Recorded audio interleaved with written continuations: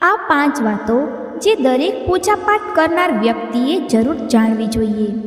ધર્મગ્રંથોમાં પૂજાપાઠ સંબંધિત ઘણી મહત્વપૂર્ણ બાબતો વિશે ઉલ્લેખ કરવામાં આવ્યો છે. જો પૂજા કરતી વખતે આ બાબતોનું ધ્યાન ન રાખવામાં આવે તો પૂજાનું પુણ્ય ફળ પ્રાપ્ત થતું નથી. આ સાથે જ તમારી પૂજા માન્ય થતી નથી. આથી દેવી દેવતાઓની પૂજા કરતી વખતે આ બાબતોને ધ્યાનમાં રાખવી આવશ્યક છે. જો તમે કેટલીક ભૂલો કરો છો તો માનવામાં આવે છે કે તમને શુભ ફળને બદલે દેવી દેવતાઓના ક્રોધના ભાગીદાર બનવું પડી શકે છે. તો ચાલો જાણી લઈએ કે પૂજા કરતી વખતે કઈ બાબતોને ધ્યાનમાં રાખવી આવશ્યક છે.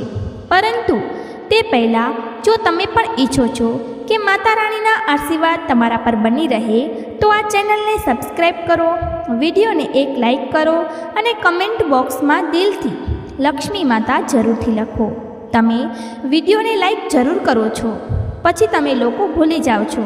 તમારી એક લાઈક અમારો આગળ વિડીયો બનાવવાનું મનોબળ વધારે છે. તો ચાલો જાણીએ કે પૂજા કરતી વખતે કઈ બાબતોને ધ્યાન રાખવું આવશ્યક છે. 1. હંમેશા ભગવાન શ્રી ગણેશની આરાધનાથી પૂજાની શરૂઆત કરો. શ્રી ગણેશને તુલસી પાન ચડાવવાથી બચો. ભગવાન ગણેશને તુલસી પાન ચડાવવાથી દોષ લાગે છે. શિવ શંભુને ક્યારે પણ કેતકીનું ફૂલ ન ચડાવવું જોઈએ. 2. કેટલાક લોકો અગરબત્તી સળગાવે છે જે વાંસની બનેલી હોય છે. અગરબત્તી સળગાવવાથી પિતૃદોષ લાગે છે. શાસ્ત્રોમાં પૂજન વિધિમાં ક્યાંય પણ અગરબત્તીનો ઉલ્લેખ મળતો નથી. બધી જગ્યાએ ધૂપ જ ધૂપ લખેલું મળે છે. અગરબત્તી કેમિકલથી બનાવવામાં આવે છે. ભલા કેમિકલ કે વાંસ સળગાવવાથી ભગવાન કેવી રીતે ખુશ થશે?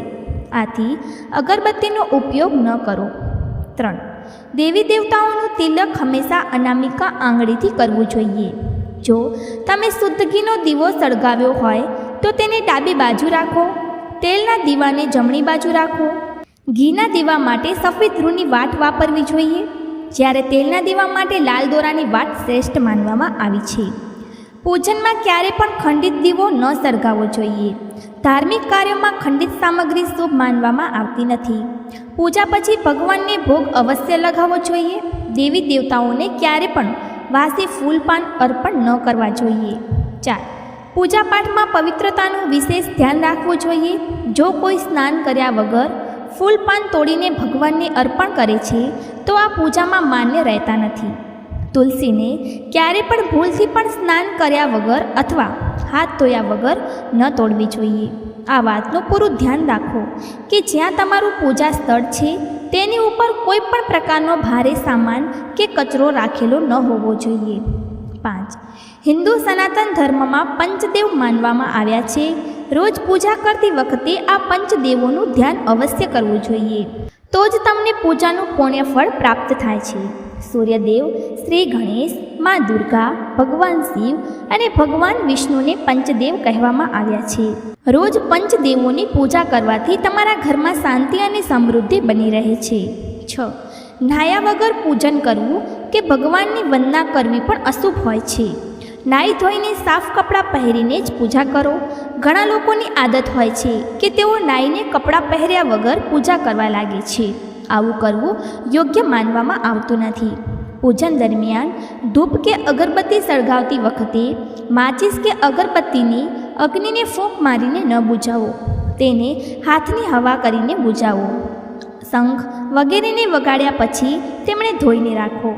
પૂજાના ઓરડામાં અશુભ વસ્તુ, બેકાર સામાન, દારૂ, સૂકા ફૂલ, મૃત વ્યક્તિઓના ચિત્ર લગાવવા પણ અનિષ્ટ હોય છે. 7. જ્યારે પણ તમે પૂજા કરી રહ્યા છો ત્યારે ધ્યાનમાં રાખો કે તમારું મોં પશ્ચિમ દિશા તરફ હોય અને મંદિર કે ભગવાનનું મુખ પૂર્વ દિશા તરફ જ હોય. એટલું જ નહીં, દેવી દેવતાઓની મૂર્તિની સામે ક્યારે પણ પીઠ કરીને ન બેસવું જોઈએ. 8. દીવાથી દીવો સળગાવવાથી પ્રાણી દરિદ્ર અને રોગી થાય છે. દક્ષિણાભિમુખ દીવો ન રાખો. દેવીની ડાબી અને જમણી બાજુ દીવો રાખો. દીવાથી અગરબત્તી સળગાવી પણ દરિદ્રતાનું કારણ બને છે. દીવોને ક્યારે પણ જમીન પર રાખીને પ્રજ્વલિત ન કરો. આવું કરવાથી ધનની બરબાદી થાય છે અને ઘરમાં અશુભ આવે છે. નંબર 9. પૂજા કરતી વખતે જો ગુરુદેવ જ્યેષ્ઠ વ્યક્તિ કે પૂજ્ય વ્યક્તિ આવે તો તેમને ઉઠીને પ્રણામ કરીને તેમની આજ્ઞાથી બાકીનું કર્મ પૂરું કરી લેવું જોઈએ. નંબર 10.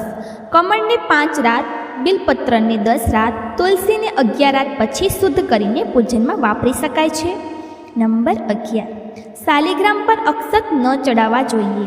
લાલ રંગ મિશ્રિત ચોખા ચડાવી શકાય છે. હાથમાં ધારણા કરેલા ફૂલ, તાંબાના પાત્રમાં ચંદન અને ચામડાના પાત્રમાં ગંગાજળ અપવિત્ર થઈ જાય છે. પીગળેલું ઘી અને પાતળું ચંદન ન ચડાવવું જોઈએ. નંબર 12. જ્યાં અપજની પૂજા થાય છે અને વિદ્વાનોનું અપમાન થાય છે ત્યાં દુકાળ, મૃત્યુ અને ભય ઉત્પન્ન થાય છે. નંબર 13. બધા પ્રકારની પૂજામાં ચોખા વિશેષ રીતે ચડાવવામાં આવે છે.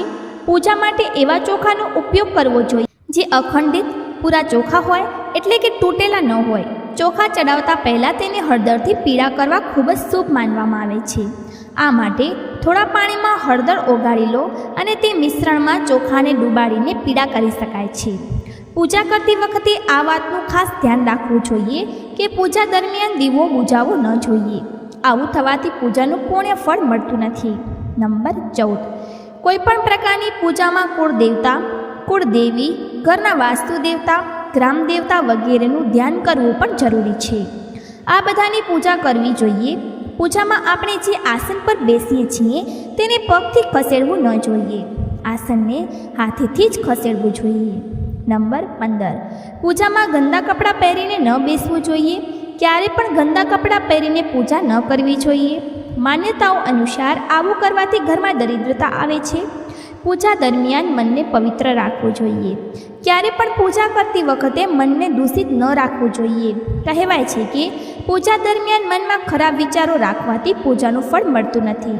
પૂજામાં વપરાયેલા ફૂલો જે સુકાઈ જાય તો તેમને ક્યારે ફેંકવા ન જોઈએ. સુકાયેલા ફૂલોને કોઈ પવિત્ર નદીમાં વહાવી દેવા જોઈએ. આ તમામ માહિતી લોકરુચિને ધ્યાનમાં રાખીને આપવામાં આવી રહી છે. જ્યોતિષ અને ધર્મના ઉપાયો સલાહને તમારી આસ્થા અને વિશ્વાસ પર અજમાવજો. વિડીયોનો ઉદ્દેશ માત્ર તમને સારી સલાહ આપવાનો છે. આ સંદર્ભે અમે કોઈ પણ પ્રકારનો દાવો કરતા નથી.